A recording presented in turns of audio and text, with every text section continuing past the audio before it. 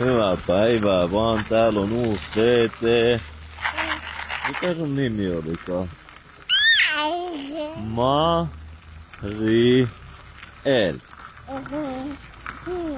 Mariel on ajamassa sähkömopoa. Säkö tööttäsit ihmisille niin, että ne suuttuu mulle? Et sä varmasti... Ei lopeta heti se. Ei! Se luulee, että mä aina vaan kestän tällä. Niin mitä siellä mettässä on?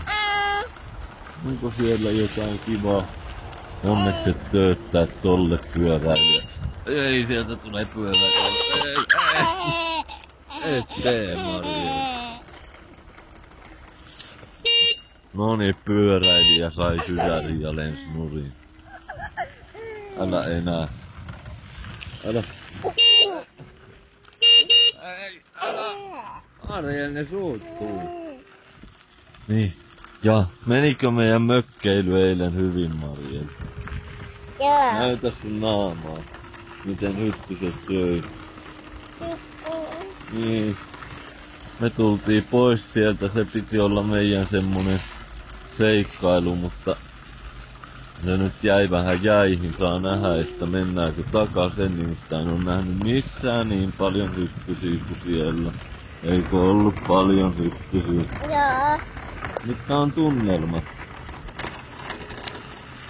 5/5.